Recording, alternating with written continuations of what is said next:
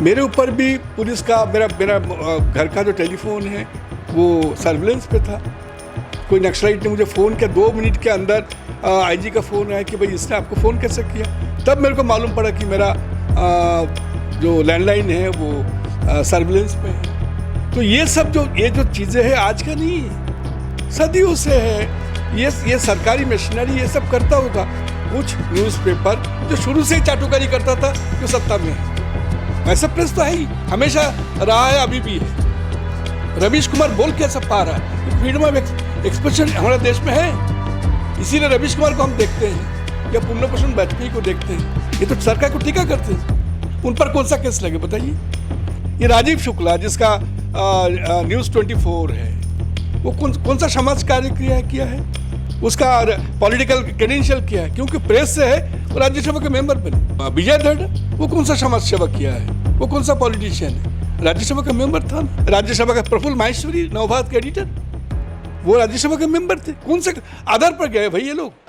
Reporter without border इस संस्था ने एक सूची जारी की है जिसे कहा जाता है वर्ल्ड प्रेस फ्रीडम इंडेक्स। इसमें भारत का जो है रैंक 150वां है।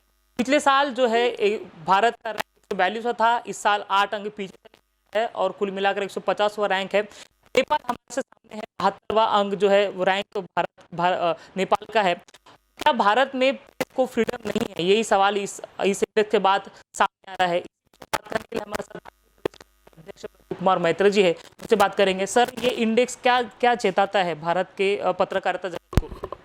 नहीं, देखिए, पत्रकारिता जगत जो है, मुझे लगता है कि जहाँ थोड़ा बहुत डेमोक्रेसी है वहाँ ठीक ठाक से काम कर रहा है। मगर ये सर्वे या इस प्रकार का जो संगठन जो सूची जारी करते हैं उस पर विवाद है, क्योंकि आप देखेंगे कि जैसा हमारा अभी इस बार का सूची में हमारा 150 टोटल मैंने रैंकिंग है 150, लास्ट ईयर 142 था, और नेपाल 70-72 के अंदर में है। नेपाल में कम्युनिस्ट गवर्नमेंट है जहाँ freedom of expression, freedom of press हो ही नहीं सकता। मतलब इससे पूरा दिखता है जैसा चाइना में फ्री प्रेस है ही नहीं। तो जहाँ चाइना एक कम्युनिस्ट कंट्री है वहाँ फ्री प्रेस नहीं है, या मान लीजिए थोड़ा बहुत रशिया जो टोटल कम्युनिस्ट इरा में नहीं है मगर कम्युनिस्ट इरा का कब्जे में जैसा है, तो वहाँ फ्रीडम ऑफ प्रेस की बात कर ही नहीं सकते। मतलब वो बोलना मतलब फार्स है। तो इंडेक्स में ये अगर 70-72 आ रहा है तो मुझे लगता है कि यहाँ डाउट की स्कोप है। और 150 हमारे देश में, आप चाहे कोई भी इंसिडेंट देश में जो हो रहा है वो प्रेस से थोड़ी छुपता है। कोई भी ले लीजिए कि अगर यूपी में कोई लड़की के साथ बलात्कार हो, रेप हो, या किसी का इनकाउंटर का डेथ हो, वो थोड़ी प्रेस से छुपता आता है। मगर ये चाइना में नहीं आ सकता है, रशिया में नहीं आ सकता है, इवन मैं कहता हूँ जिम्मेदारी के साथ नेपाल में नहीं आ सकता है, इंटर गल्फ में नहीं आ सकता है। गल्फ में यूनाइटेड अरब के किंग ने टर्की में बहुत सीनियर जर्नलिस्ट को उनके एम्बेसी में कत्ल कर दिया, फ्री है। ये चीज़ इंडिया में पॉसिबल ही नहीं है, इसीलिए मुझे सर्वे पर डाउट भी है। तो ये जो कहा जा रहा है कि सरकार के खिलाफ बोला, हालांकि उन्हें कहा गया ये सर्वे डाउटफुल। हाँ, मुझे लगता है कि सर्वे को मैं डेफिनेटली उसके क्रेडेंशियल पर मेरा डाउट है ही, क्योंकि इस देश में जो चीज़ें हो रहा है, चाहे वो मुजफ्फरपुर का राइट ले लीजिए, चाहे आप यूपी का कोई फेक एनकाउंटर ले लीजिए, या दिल्ली का राइट ले लीजिए, ये कभी प्रेस से छुपा ही क्या? ये सब आया है, चाहे वो सोशल मीडिया से आया हो, इलेक्ट्रॉनिक मीडिया से आया हो, प्रिंट मीडिया से आया है। अब इस पर मान लीजिए कि मैं आपको जिम्मेदारी के साथ बोलता हूँ, मैं पिछले 35 साल के ऊपर पत्रकारिता में है। मेरे ऊपर भी पुलिस का मेरा घर का जो टेलीफोन है वो सर्विलेंस पे था। कोई नक्सलाइट ने मुझे फ़ोन किया, 2 मिनट के अंदर आईजी का फ़ोन आया कि भाई इसने आपको फ़ोन कैसे किया। तब मेरे को मालूम पड़ा कि मेरा जो लैंडलाइन है वो सर्विलेंस पे है।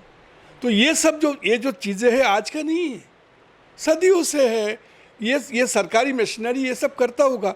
इसीलिए पत्रकार उसके कारण दबे रहे या अपने आप को सरेंडर कर दिया, ऐसा कभी नहीं हुआ।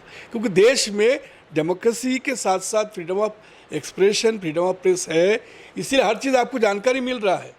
ये भी जो 150 हमारा रैंकिंग है, ये भी तो जानकारी मिला है ना, क्योंकि हमारा प्रेस ओपन है, इसलिए तो मिला।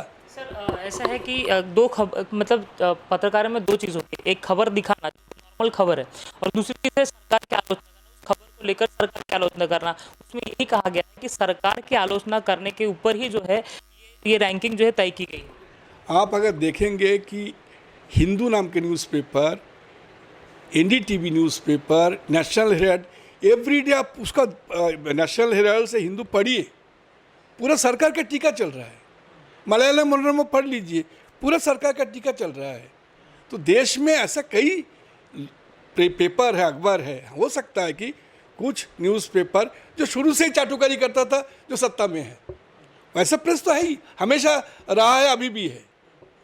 मगर देश में ऐसा पेपर है जो एवरीडे आप आउटलुक पेपर मैगजीन निकालिए, अभी का लेटेस्ट इशू सरकार का टीका चल रहा है। आप हिंदू निकालिए, पूरा सरकार का टीका चल रहा है। एनडीटीवी का ऑनलाइन उनका जो ये है वो निकालिए, उसमें टीका चल रहा है।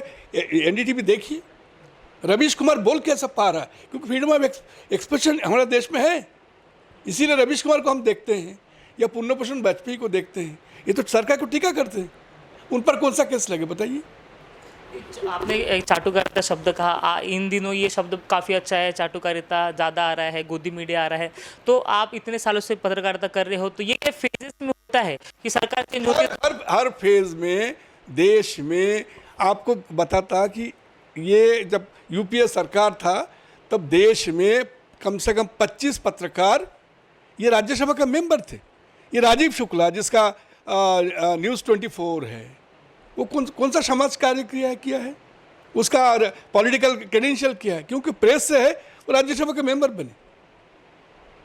ऐसे अपने विजय धड़, वो कौन सा समाज सेवा किया है, वो कौन सा पॉलिटिशियन है, राज्यसभा का मेंबर था ना। तो देश में कम से कम 25 ऐसा राज्यसभा का, प्रफुल्ल माहेश्वरी नवभारत के एडिटर, वो राज्यसभा के मेंबर थे। कौन से आधार पर गए भाई ये लोग?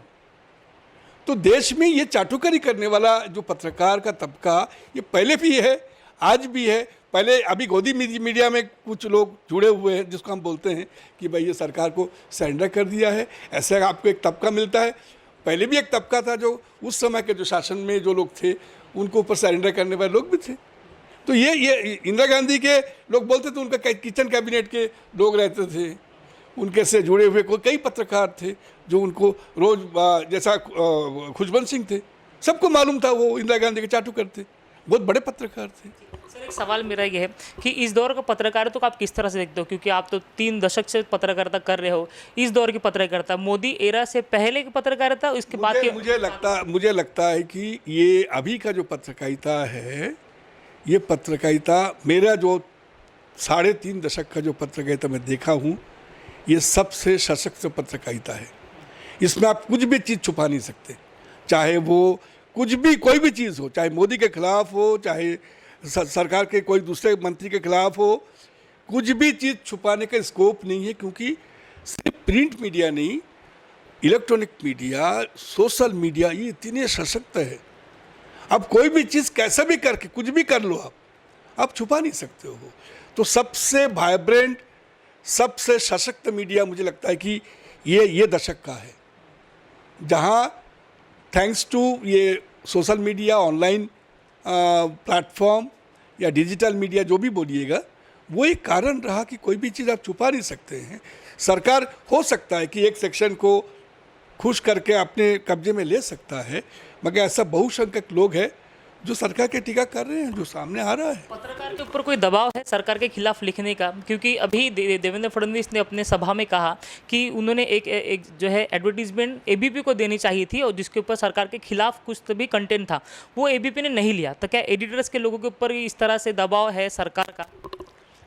मुझे लगता है कि देखिए, इशू क्या है कि एक आध ऐसा अपवाद हो सकता है जो हमेशा रहा है, मगर ये अभी सिनेरियो ऐसा हो गया कि प्रिंट नहीं है तो इलेक्ट्रॉनिक है, इलेक्ट्रॉनिक नहीं है तो सोशल मीडिया है, सोशल मीडिया नहीं है तो डिजिटल है। इतनी प्लेटफॉर्म है आपके मास कम्युनिकेशन का कि आप मतलब कोई भी चीज़ छुपाना चाहते हैं पैसे के भरोसे पे तो ये पॉसिबल नहीं है। मुझे देखिए कि एक समय था देश का जितने भी मास मीडिया था 7 बड़े उद्योगपति के कब्जे में था। देश का सबसे जो टोटल जो आपका प्रिंट मीडिया के इरा में टोटल सर्कुलेशन का 70% सर्कुलेशन का कब्जा था देश के 5-6 पूंजीपतियों का। अभी वो सिनेरियो नहीं रहा। रजत शर्मा एक पत्रकार से अभी उसका ओनर बना, ये राजीव शुक्ला एक पत्रकार था, ओनर बने। और ऐसे कई मिलेगा आपको, चाहे वो ये आपका द प्रिंट नाम के जो एक ऑनलाइन न्यूज़पेपर है, या मान लीजिए कि क्विंट नाम के जो ऑनलाइन न्यूज़, ये सबके जो मालिक जो है ये कभी ना कभी पत्रकार थे। वो जो बड़े उद्योगपति से आने वाला जो इरा था वो भी शायद धीरे धीरे ख़त्म हो गया, क्योंकि जैसा पूर्ण भूषण वाजपेयी अभी कोई बड़े इलेक्ट्रॉनिक मीडिया में काम नहीं करते, मगर उनका एक अलग प्लेटफॉर्म है जहाँ काफ़ी व्यूअर्स है। तो ये नए जो न्यू मीडिया जो है इसके कारण मुझे लगता है कि हम सब के लिए एक अच्छे दिन तो आया है। सर मेरे आखिरी 2 सवाल, आपने पूर्ण भूषण वाजपेयी जी का नाम लिया, शा शर्मा जो एबीपी के एंकर थे, तो इन दोनों को आज बड़े नहीं कर रहे। उनका यही कहना है कि अगर हम सरकार के खिलाफ कुछ बोल रहे हैं तो हमें प्रेशर आ रहा है। ये कहीं ना कहीं कहते हैं कि फ्रीडम है। नहीं, देखिए मैं इनके बात को मानता नहीं। ये जो बोल रहे हैं झूठ बोल रहे हैं। अगर ऐसा था पूर्ण भूषण वाजपेयी अगर इतना मान लीजिए कि सरकार के खिलाफ लिखता था, बोलता था, तो उनके लिए तो दूसरा प्लेटफॉर्म था एनडीटीवी, वो क्यों नहीं लिया उनको? वो तो सरकार के खिलाफ के लिखने वाले या बोलने वाले प्लेटफॉर्म है। ये अभिसार को उन्होंने क्यों नहीं लिया? ऐसा नहीं है। उनको मान लीजिए कि उनको एक समय ऐसा भी लगा होगा, मुझे लगता है कि अब छोड़ो ये सब, खुद का कुछ करें, तो उन्होंने खुद का शुरू किया, दोनों ने खुद का शुरू किया है। और मैं ये चीज़ को मानने के एकदम ही तैयार नहीं हूँ कि भाई सरकार के दबाव पे कारण सरकार दबाव एनडीटीवी को दे सकता है क्या? एनडीटीवी को तो ऐसा आदमी की ज़रूरत था कि सरकार के खिलाफ कोई बोले, कि उनका दूसरा कोई एक सरकार के खिलाफ बोलने वाला दूसरा कोई आवाज़ उनको मिल जाएगा। तो उन्होंने क्यों नहीं लिया? इसका मतलब उनको, मुझे लगता है कि उनको लगता था कि उनको एक खुद का प्लेटफॉर्म चाहिए था जहां वो अपने तरीके से काम कर सके, और उन्होंने किया है। सर मेरा आखिरी सवाल, जो 150वीं रैंकिंग भारत के ये वर्ल्ड प्रेस फ्रीडम में, तो क्या ये सरकार को बदनाम करने की साजिश है? किस तरह से इसको देखते हैं? नहीं, सरकार से मुझे लगता है कि मीडिया को भी बदनाम कर रहे हैं। किसका मतलब हम जो है हम में करेज नहीं है, हम डरपोक है, हम सरकार के गोद में बैठ गए, ऐसा ही लग रहा है ना। ये सरकार से ज़्यादा मीडिया को बदनाम कर रहे हैं। आप मुझे पता है इंटर गल्फ में वहाँ फ्रीडम ऑफ एक्सप्रेशन है क्या? उनका रैंकिंग क्या है? चाहे खालिज टाइम ले लीजिए, कथा ट्रिब्यून ले लीजिए, कोई भी पेपर लीजिए वहाँ तो शेख का चलता है। उनके खिलाफ लिख सकते हैं क्या? चाइना में जितने भी न्यूज़पेपर है सरकार के खिलाफ लिख सकता है क्या? रशिया में लिख सकता है क्या? तो ये सब इसके बात नहीं हो रहा है, हमारा रैंकिंग की बात कर रहा है। ये रैंकिंग से हम कितने कमज़ोर हैं, हम कितने सरकार के पास अपने आप को सरेंडर किया। यहाँ के पत्रकार बुज़दिल है, यहाँ के पत्रकार में करेज नहीं है, और वो सही समय पे सही मौके पे अपना कलम नहीं उठाता है। ऐसा ही आरोप है ना? आरोप है, लेकिन ऐसा सच है नहीं? ये टोटली गलत है। मुझे इतना साल का कैरियर है, मुझे किसी ने दबाव नहीं किया, नहीं नेवर। मैं नक्सलाइट के ऊपर इतने काम किया, बस्तर कहाँ उड़ीसा, हर जगह गया, कितने लिखे, कितने नक्सली लीडर से मैंने मिला। उसके बाद भी भाई पुलिस ने मुझे नहीं बोला कि भाई बताओ तुम कैसे गए थे, किसके थ्रू से गए थे, कभी नहीं हुआ ऐसा। मुझे लगता है कि जो प्रामाणिक रूप से काम करना चाहता है, जिनका इंटेलेक्चुअल ऑनेस्टी सही में धारदार है, उनके लिए मुझे लगता है कि अभी भी प्रॉब्लम नहीं है। कई अच्छे लोग, कल तक कुलदीप नायर ने अच्छा काम किया, कई ऐसे लोग, कुलदीप नायर तो हमारे यही पीरियड में तो काम किया, उनको जो बोलना था, जो लिखना था, वो लिख के गए ना। तो मुझे लगता नहीं कि और देखिए ना कि हिंदू तो चालू है, बंद तो नहीं हुआ, नेशनल हेराल्ड चालू है, बंद तो नहीं हुआ, या आपका एनडीटीवी बंद तो नहीं हुआ, चल रहा है। तो मुझे लगता है कि ये कहीं ना कहीं हमको डिमोरलाइज करने का एक प्रयास है। मुझे लगता नहीं कि ऐसा सिचुएशन हमारे देश में है। सर आपने अपना समय दिया उसके लिए बहुत बहुत शुक्रिया सर।